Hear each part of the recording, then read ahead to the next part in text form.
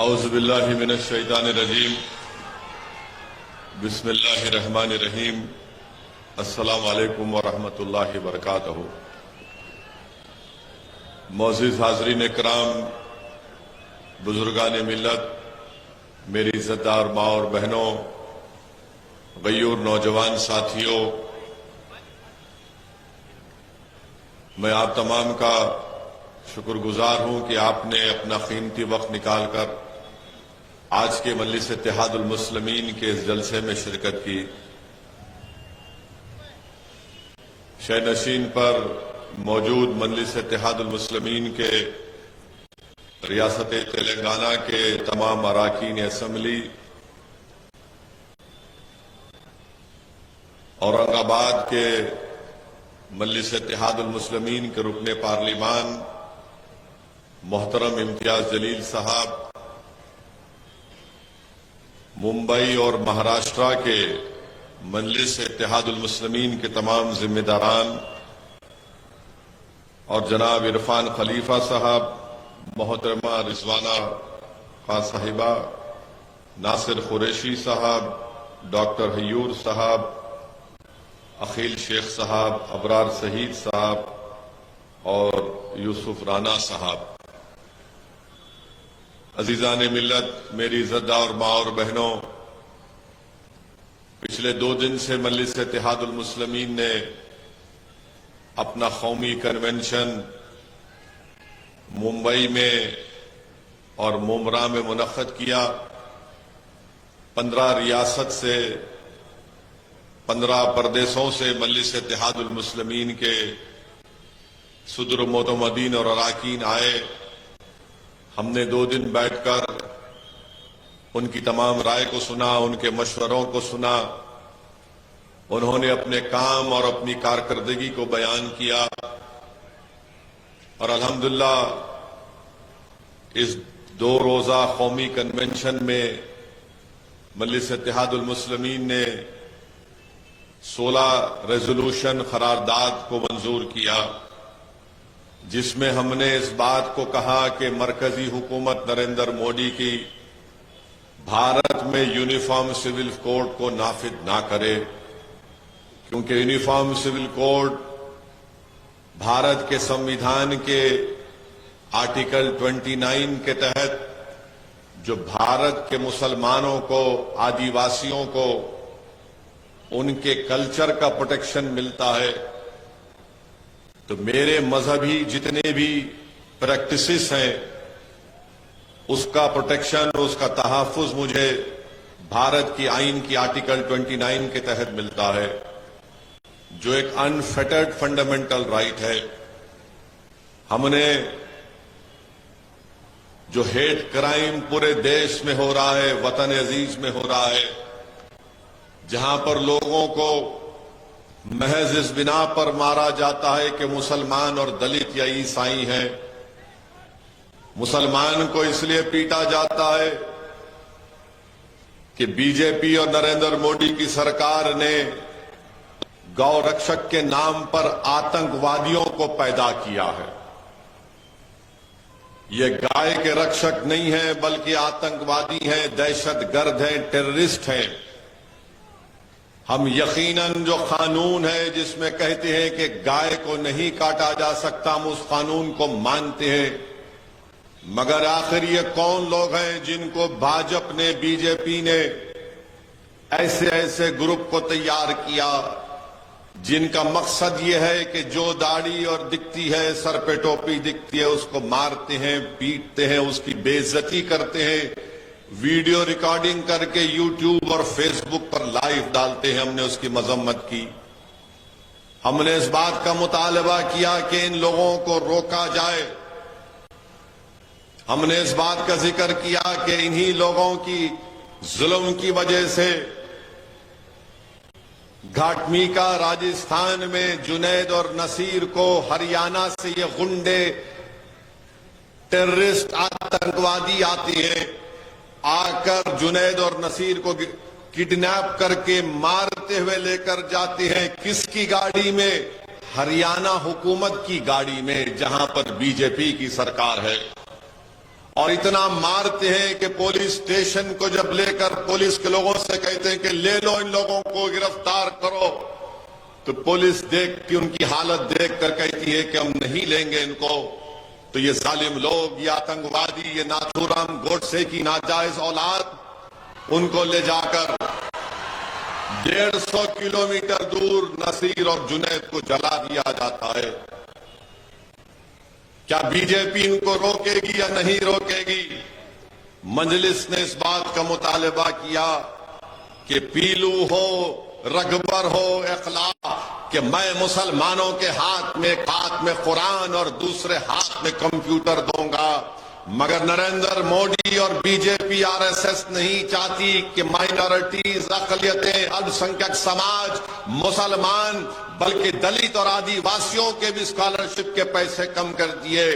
भारत के वजीर आजम नहीं चाहते हैं कि हमारे बच्चे, हमारी बेटियां स्कॉलरशिप के पैसों पर लेकर जो तालीम हासिल कर रही थी, ताकतवर बन रही थी, इनको इनके हक को मालूम हो रहा था तो उसको बंद करने के लिए बजट को कम कर दिया।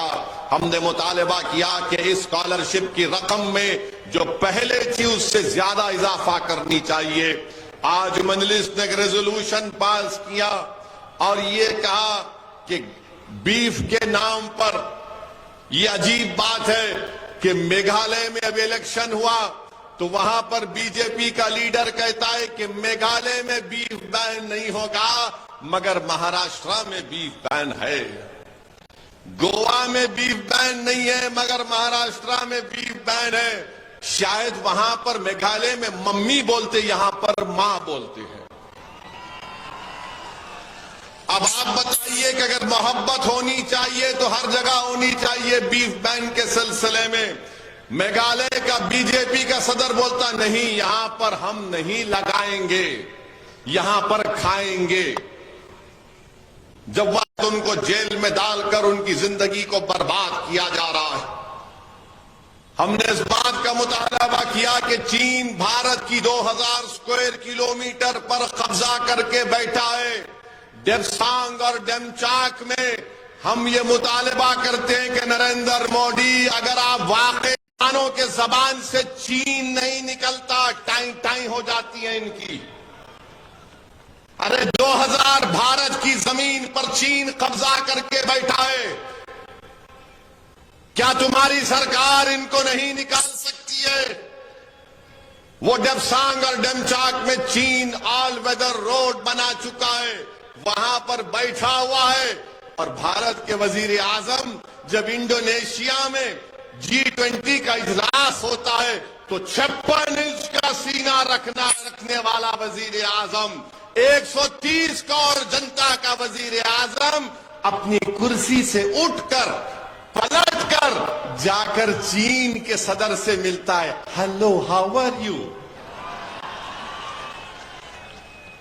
ये चीन जो हमारी 2000 स्क्वायर किलोमीटर पर कब्जा करके बैठा है, और ये तमाम संघ परिवार के चमचे, मोदी के अंधभक्त, जब उनसे कहा जाता है कि देखो ये देश का प्रधानमंत्री उठकर चीन से मिल रहा है, तो बोले क्या करना चाहिए था फिर? हाथ नहीं मिलाए। अरे मैंने पूछा मिलने की जरूरत क्या थी? हमारी जमीन पर जालिम कब्जा करके बैठा है। हमने मुतालबा किया कि चीन जो जमीन पर कब्जा करके बैठा है उसको खाली करवाया जाए। मेरे अजीज दोस्तों और बुजुर्गों, इज्जतदार मां और बहनों, हमने अपने पार्टी के 2 रोजा कन्वेंशन में जो धर्म संसद किया जाता है, नाम निहाद धर्म संसद, उसमें धर्म संसद करके हर धर्म संसद में गाली मुसलमानों को, गाली इस्लाम को, गाली हमारे मां और बहनों को, और तो और एक बाबा हैं जो नाक से सांस लेना सिखाते हैं और अपने पेट को गोल गोल फिराते हैं और मंजन बेचते हैं, टूथपेस्ट बेचते हैं। वो राजस्थान में जहां पर कांग्रेस की सरकार थी वहां पर जाकर का मुसलमान नमाज भी पढ़ता मगर ऐसा भी करता। बाबा आपको क्या मालूम इस्लाम के बारे में? अगर नहीं मालूम तो सीख लो, मगर झूठ तो मत बोलो। तुमने अनाप शनाप बका, बाबा पे कोई एक्शन नहीं। राजस्थान में कांग्रेस की सरकार है, एक एफआईआर इशू करे, बाबा चले गए।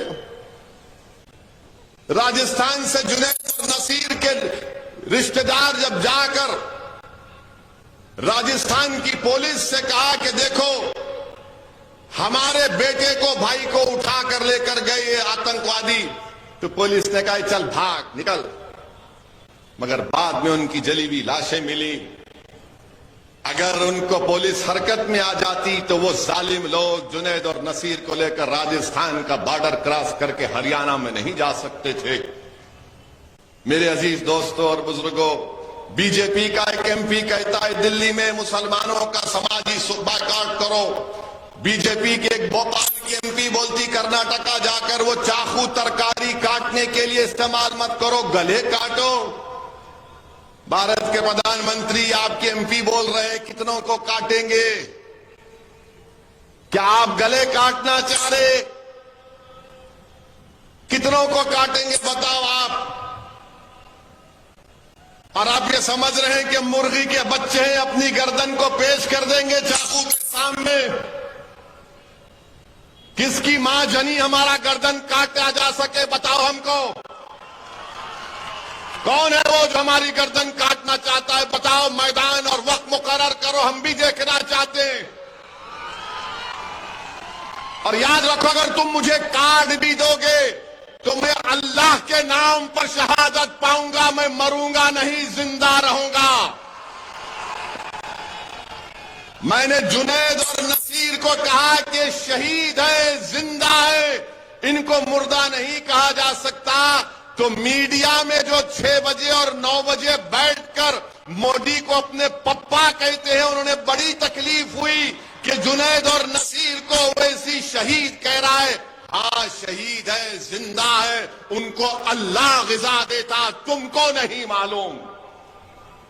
जुनैद और नसीर शहीद है और आप जो है आपकी एमपी पे कोई एक्शन नहीं लेते, कोई एक्शन नहीं बीजेपी की तरफ से। और भारत के प्रधानमंत्री बोलते हैं, एक गाना, पुराना गाना गाते हैं भारत के प्रधानमंत्री। उसकी ट्यून ऐसी है कि सबका साथ, सबका विश्वास, सबका विकास, सबका प्रयास। प्रधानमंत्री, ये गाना बहुत पुराना हो गया है, ये गाने में सच्चाई नहीं है, धोखा है। हमने रेजोल्यूशन पास किया कि महाराष्ट्र के मुसलमानों को रिजर्वेशन मिलना चाहिए। यहां पर उद्धव ठाकरे चीफ मिनिस्टर थे। 100 साल पुरानी बूढ़ी कांग्रेस भी थी उसमें, राष्ट्रवादी कांग्रेस भी थी। मराठों को रिजर्वेशन देने की बात किए मगर मुसलमानों को देने की बात नहीं किए। और फिर बोलते कि ओवैसी वोट काटने के लिए आया है। अरे बताओ कांग्रेसियों, तुम सत्ता में थे ना उद्धव ठाकरे के साथ, जो असेंबली में खड़े होकर कहा कि मैं और मेरी पार्टी ने 6 दिसंबर को बाबरी मस्जिद को शहीद किया।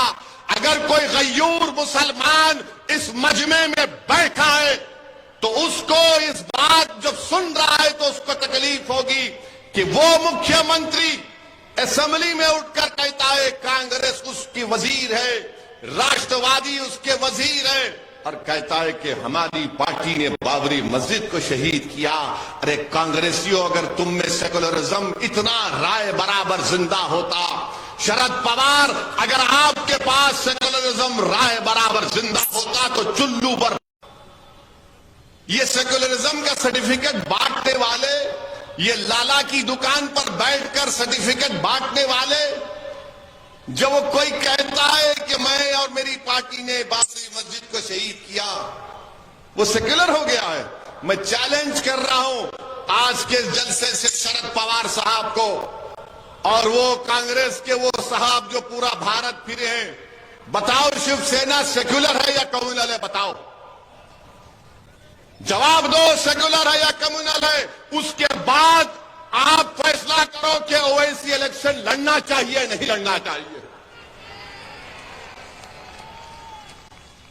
ये जाकर इख्तिदार की हवस में 15 साल कांग्रेस के पास इख्तिदार था, मगर उद्धव ठाकरे मुख्यमंत्री बने तो बोले हम भी पीछे आ जाते हैं, हम भी भूखे हैं, प्यासे हैं, गरीब हो चुके हैं, हमारे घर वीरान हो चुके हैं, हमको भी एक गाड़ी के ऊपर लाल लाइट चाहिए जो टाई टाई टाई करके रोड पर चल सके।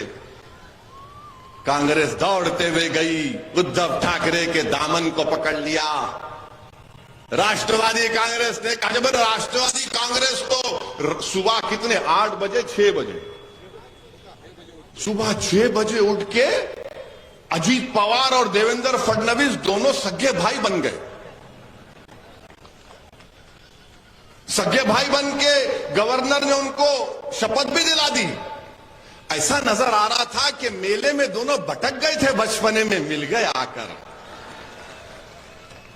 वो सेक्युलर हो जाते हैं और ओवैसी इलेक्शन लड़ा तो वोट काटता है। मिले, फिर शादी नहीं चली, जल्दी तलाक हो गया। अब उसमें उस शादी में दूल्हा कौन था, दुल्हन कौन थी, आप तय करो, मुझे नहीं मालूम। किसने तलाक तलाक कह दिया, ट्रिपल तलाक तो बैन था, मगर सियासी तलाक चल रहा है अभी। अब नहीं मालूम कौन खुला लिया, वो छोड़ दिए तो उद्धव ठाकरे के पीछे। यानी आपको सिर्फ इख्तिदार से मतलब है, किसी से मतलब नहीं है। और हम पर इल्जाम लगाते कि ओवैसी खड़े होगा चुनाव में तो इनको फायदा होता, इनको फायदा होता। सुन लो, जो मजलिस इत्तेहादुल मुस्लिमीन के इलेक्शन लड़ने के खिलाफ हैं, मैं भारत के संविधान के तहत इलेक्शन लड़ता हूं और लड़ता रहूंगा। और याद रखो मेरी इस बात को, मेरी जिंदगी मेरी नाकामियों पर बनी है। मैं यहां तक पहुंचा हूं तो अपनी नाकामियों की वजह से पहुंचा हूं, कामयाबियों की वजह से नहीं पहुंचा हूं। क्योंकि मेरा मानना यह है कि इंसान की, बल्कि मुझ जैसे गुनाहगार मुसलमान की कामयाबी उस दिन होगी जब हशर का मैदान होगा, जब तुम्हारे और मेरे अमाल का फैसला रब्बे करीम करेगा। जो राय बराबर नेकी करेगा उसके सीधे हाथ में नामा अमल दिया जाएगा, जो बदकिस्मत होगा उसके बाएं हाथ में दिया जाएगा। बल्कि मेरा मानना यह है कि मेरे पास कोई नेकियां नहीं है। अगर अल्लाह मुझे बख्शेगा जो गफूर रहीम है, तो रसूलुल्लाह सल्लल्लाहु अलैहि वसल्लम की शिफात मुझे बख्शाएगी, मेरे अमाल मुझे नहीं बख्शाएगी। और जो लोग इल्जाम लगाते हैं मुझ पर, मैं तुमको अल्लाह के हवाले करता हूं, लगाओ कितना इल्जाम लगाते, तुम जिंदगी भर लगाओ मुझ पर इल्जाम, मगर मेरे कदम डगमगाने वाले नहीं है।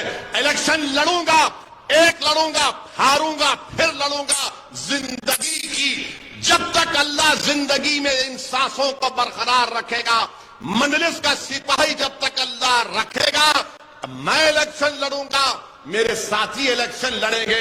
हम लड़ेंगे जालिमों के खिलाफ, हम मजलूमों के हक के लिए लड़ते आए, लड़ते रहेंगे। हम नौजवानों के रोशन मुस्तकबिल के लिए लड़ते आए, लड़ते रहेंगे। हम अपनी मां और बहनों के चेहरों पर मुस्कुराहट देखना चाहते हैं, इलेक्शन लड़ेंगे। हम अपने घरों में अपनी बेटियों की हंसी की आवाज सुनना चाहते हैं, लड़ेंगे। हम नौजवानों के हौसलों को बुलंद रखना चाहते हैं, इलेक्शन लड़ेंगे। हम अपनी आवाज को असेंबली में पहुंचाना चाहते हैं, लड़ेंगे। हम पार्लियामेंट में अपनी आवाज को पहुंचाना चाहते हैं, लड़ेंगे। हम भारत में अपना जायज मुकाम हासिल करना चाहते हैं, इलेक्शन लड़ेंगे। मस्जिदों की हिफाजत करेंगे, इलेक्शन लड़ेंगे। शरीयत को बचाएंगे, इलेक्शन लड़ेंगे। अरे हम अपना हक में लेके लड़ेंगे। लड़ने से हक मिलता है, कोई कमजोर रहेगा तो हक नहीं मिलता उसको। और याद रखो मेरी इस बात को, याद रखो मेरी इस बात को, मेरी मां और बहनों, अगर आप सियासत नहीं करेंगे तो कोई आपसे सियासत कर देगा। इनको नफरत क्यों है मजलिस से? कि मजलिस इनका खेल समझ चुकी है। ये सियासत करना चाह रहे थे हमसे, हमने कहा आओ हम भी तुमसे सियासत करेंगे, क्योंकि मजलिस इनके आगे नहीं झुकती। मजलिस इनके दिल फरेब बातों पर कायल नहीं होती। मजलिस इनकी दौलत को ठुकराती है। मजलिस इनकी ताकत को नहीं मानती। मजलिस इनके डराने से डरने वाली नहीं है। इसीलिए आज हर जगह जहां पर जलसा होता है, कल मुमरा में हुआ तो राष्ट्रवादी के लोगों को पेट में दर्द हुआ, तो एक बंबई के शिवसेना के लीडर को पेट में दर्द हुआ। मैंने कहा कि महाराष्ट्र का चीफ मिनिस्टर शिंदे और उद्धव ठाकरे राम और श्याम की जोड़ी है, तो इनको तकलीफ हो गई। मैं आपसे कह रहा हूं, मेरी बात को जहन नशीन कर लो। आप वोट देते या नहीं देते हो आपका हक है, मगर आप इस बात को याद रखो, अगर आप अपनी सियासी क़यादत को मजबूत नहीं करेंगे, अगर आप अपने वोटों से मजलिस के नुमाइंदों को कामयाब नहीं करेंगे, ये लोग सिर्फ आपका इस्तेमाल करते रहेंगे, आपका इस्तेमाल करते रहेंगे। मेरे इज्जतदार माँ और बहनों, जिंदगी का अगर सबूत देना है तो हरकत करना पड़ेगा।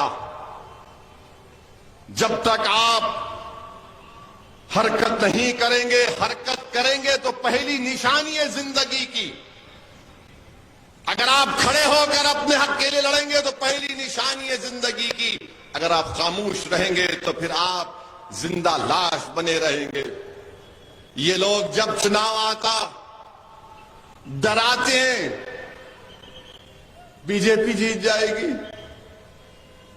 2019 में कहा कि शिवसेना को हराओ।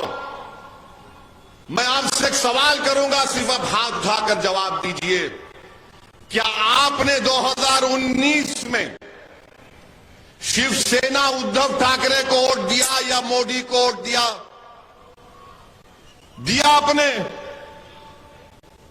कितनों ने नहीं दिया? हाथ उठाओ। शर्माओ नहीं, कुछ नहीं होता, नहीं आते मोदी यहां पे ओवैसी खड़ा है। आओ। अब आप खुद सोचो, यहां पर बीजेपी का एमपी कैसे जीत गया? मैं आपको आके बोला था कान में, या मैं किसी के कान में जाकर ऐथल कुर्सी पढ़ के फूका? आजकल बहुत हो गए फूकने वाले। कैसे जीता बीजेपी? आप जिम्मेदार हैं। कौन जिम्मेदार है? आप जिम्मेदार हैं बीजेपी की कामयाबी के लिए? आप तो नहीं है ना। कौन जिम्मेदार है? जो वोट देते हैं। मगर इनको क्या लगता है ओवैसी क्यों आया?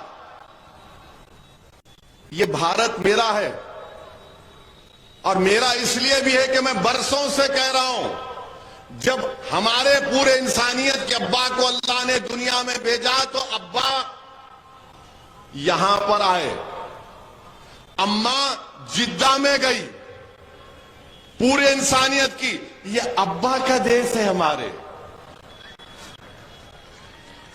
और अब्बा की जगह से किसी को आप हक तलफी नहीं कर सकते।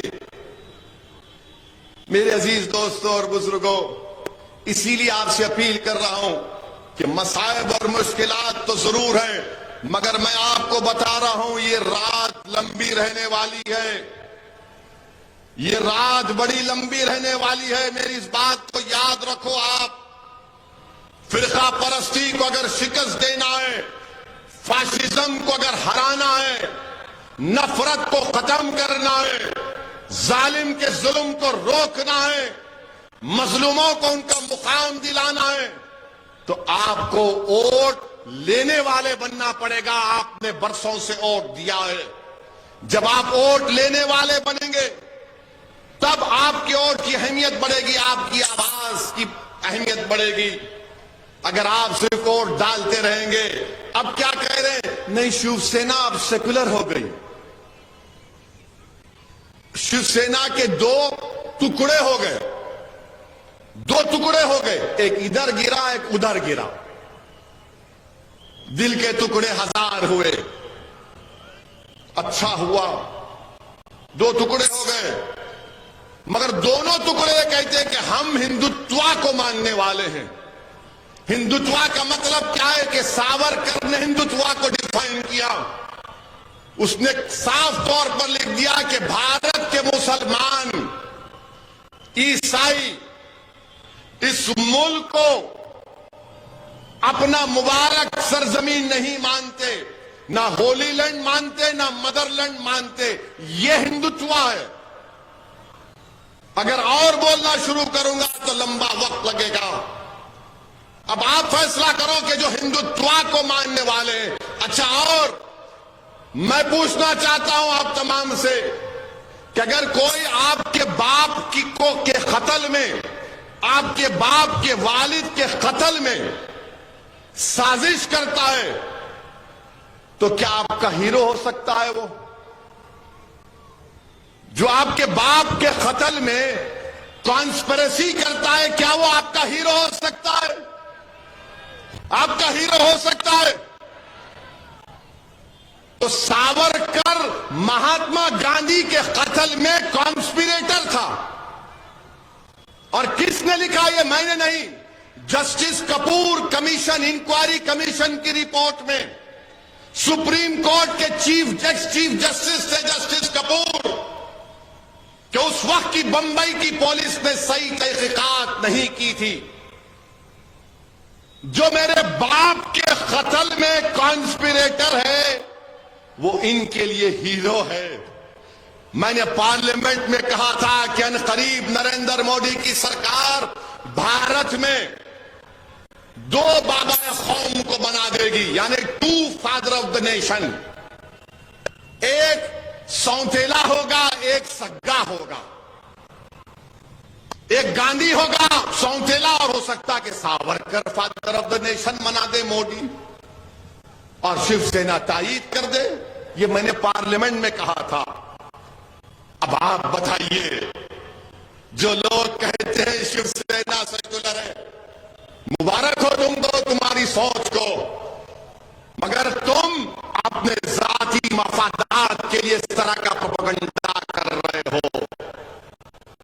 मैं चुनाव लड़ता हूं, मैं तो आरएसएस के खिलाफ बोलता था और बोलता रहूंगा, क्योंकि मैंने पढ़ा है, चाहे वो गोलवालकर की बंच ऑफ थॉट्स हो, या बी और दीनदयाल उपाध्याय की किताब हो, या फिर इनके तमाम स्टेटमेंट्स हो, मैं जानता हूं आरएसएस क्या है।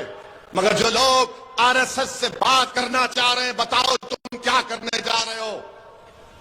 मेरे अजीज दोस्तों और बुजुर्गों, लोग कहते हैं कि सेक्युलरिज्म में जब से भारत के वजीर आजम नरेंद्र मोदी बने हैं, मॉब लिंचिंग बढ़ गया, हेट क्राइम्स बढ़ गए, लव जिहाद के नाम पर मारम पीटी बढ़ गई, रिलीजियस कन्वर्शन के नाम पर गलत गलत कानून बनाए गए, दिल्ली में फसादात हुए, यूएपीए लगा।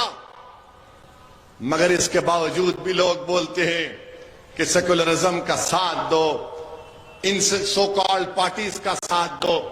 मैं बताता हूं फर्क क्या है। फर्क यह है कि जुनैद और नसीर की जली हुई लाशें उसके घर को आई।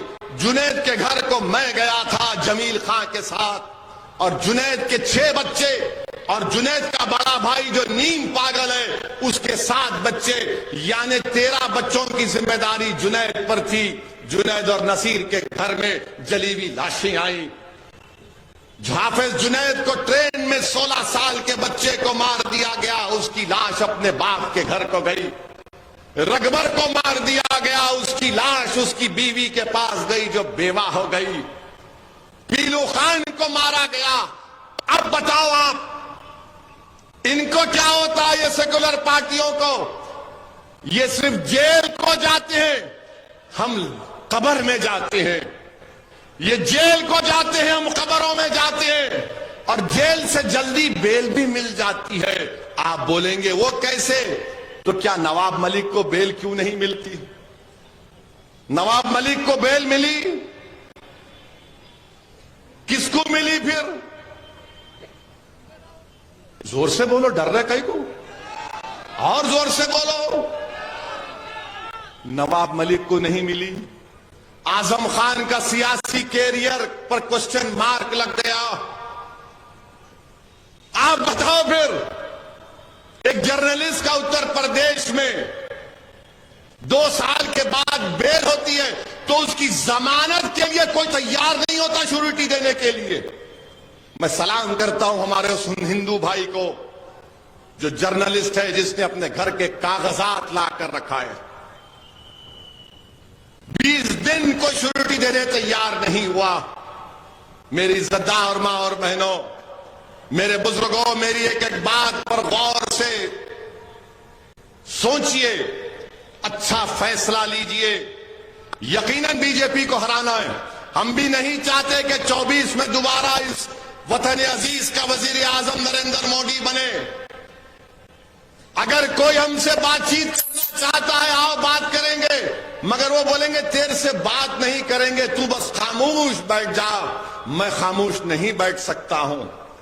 खामोश बैठना मेरी फितरत में नहीं है। मेरे मां ने, मेरे बाप ने मुझे कहकर पाला और पोसा कि चाहे कुछ भी हो जाए असद, तू लड़ता रहे, पुकारता रहे, अपने हक के लिए लड़ता रहे। मैं अपनी मां को शर्मिंदा नहीं कर सकता। मैं अपने मरहूम वालिद को दिया हुआ वादा उससे मुकर नहीं सकता। मौत मुझे खामोश कर सकती है।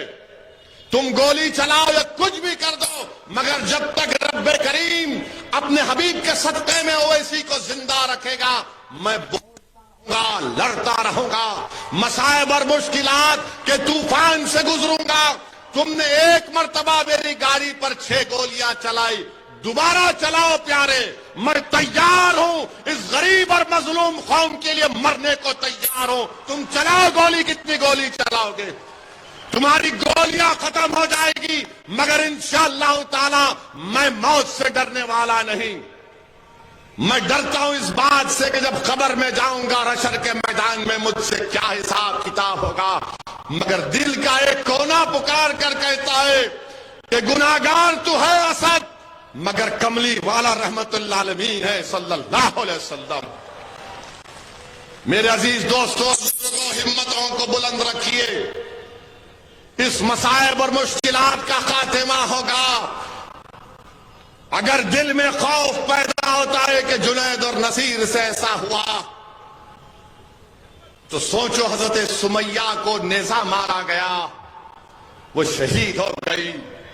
रसूलुल्लाह सल्लल्लाहु अलैहि वसल्लम की साहबजादी को नेजा मारा गया था।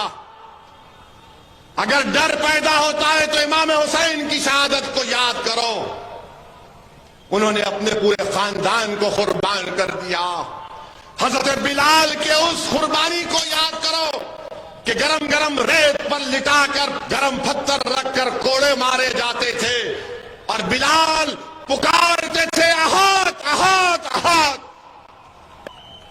मेरे इज्जतदार मां और बहनों, अपनी औलाद को बहादुर बनाओ। दीन से अपने रिश्ते को मजबूत रखो। दीन से रिश्ते को मजबूत रखो। हिजाब पहनेंगे, बुर्का पहनेंगे, चादर पहनेंगे। किसी जालिम हुकूमत के फैसले पर हम अपने दीन से दस्तबरदार नहीं होंगे। तुम्हारे जुल्म से हम अपने दीन से दस्तबरदार नहीं होंगे। मेरी शनाख्त अगर है, मेरी पहचान है, तो मेरी दीन से, मेरी निस्बत जो नबी करीम सल्लल्लाहु अलैहि वसल्लम से है, वही तो मेरी पहचान है। अगर वो नहीं तो फिर क्या है मेरे पास, बताओ। इस दौलत को बचाओ, हिम्मत से काम करो, अपने हौसलों को बुलंद रखो। और आखिर में यहां के जो कांग्रेस के मौजूदा एमएलए है, बड़ा गुरूर है तुमको अपनी दौलत पर। अब जब विधानसभा के चुनाव आएंगे, जो गलती तुमने की पैसे देकर मजलिस के कैंडिडेट को तुमने विड्रॉ किया, इंशाअल्लाह ताला वो दोबारा गलती नहीं होगी। हम अच्छे उम्मीदवार को रखेंगे। और मेरी आपसे इल्तिजा है, गुजारिश है, अगर बल्दिया के म्युनिसिपल के इलेक्शन आते हैं तो मजलिस के उम्मीदवारों को कामयाब करिए। आप अपनी दुआओं से और अपने वोट से अपनी आवाज को रखिए।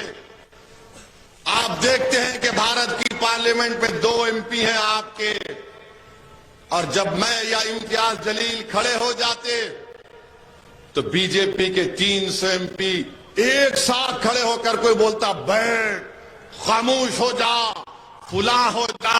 मगर अल्लाह का करम है कि 300 के सामने इस गुनाहगार की जबान चलते रहती है, चलते रहती है। एक एक लफ्ज उनके लिए तीर साबित होता है अल्लाह के करम से। मेरी इज्जतदार मां और बहनों, बुजुर्गों, मजलिस को मजबूत करिए और ये पूछिए ये कांग्रेस से, बल्कि यहां पे लोगों से पूछो ये औरंगाबाद का नाम तब्दील करे, अच्छा किए या गलत किए? औरंगाबाद का नाम तब्दील कर दिए। कितना टाइम हो गया? 2 मिनट है, बहुत बोल सकते, 120 सेकंड है। औरंगाबाद का नाम तब्दील करे, पूछो कांग्रेस से औरंगाबाद का नाम क्यों तब्दील करे, उसमें कुछ बोलो। बोलेंगे नो नो नो, बीजेपी को हराने का है, अगर हम कुछ बोलेंगे तो हमको हिंदू वोट नहीं मिलेगा। अरे बीजेपी को हराने का तरीका यह है कि आइडियोलॉजी पर मुकाबला करो। जुल्म का मुकाबले से, जुल्म से करने से जुल्म खत्म नहीं होता, बल्कि जुल्म का मुकाबला मजलूम को ताकतवर बनना पड़ेगा। अंधेरे का मुकाबला अंधेरे से नहीं होता, रोशनी फैलाने से होता है। जहालत का मुकाबला जाहिल बनने से नहीं होता, बल्कि अकल की ताकत को, इल्म को हासिल करना पड़ेगा। ये लोग डरा रहे हैं। बीजेपी तो भारत की राजनीति से मुसलमानों को गायब कर चुकी है। अब ये लोग, ये जो अपने आप को सेकुलर कहते, चाहते हैं कि मुसलमान को गायब कर दिया जाए और आपका काम सिर्फ एक गाय बकरी की तरह जाकर वोट डालते रहे। मैं एक ही बात आपसे कहकर रुखसत हो जाऊंगा। कभी आपने देखा है कि जब बकरे को जुबा किया जाता है तो बकरा चाकू चलने से पहले पैर हिलाता है, मरने से पहले पैर हिलाता है।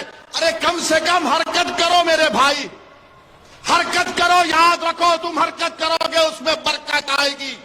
खामोशी को तोड़ो, इस डर को तोड़ो, हिम्मत को बुलंद रखो। जुनैद और नसीर जिंदा है, इखलाक जिंदा है, पीलू खान जिंदा है। जो लोग मुसलमानों पर जुल्म करके मार रहे वो मरे नहीं, जिंदा है। हम जिंदा रहेंगे और जिंदगी का सबूत देंगे।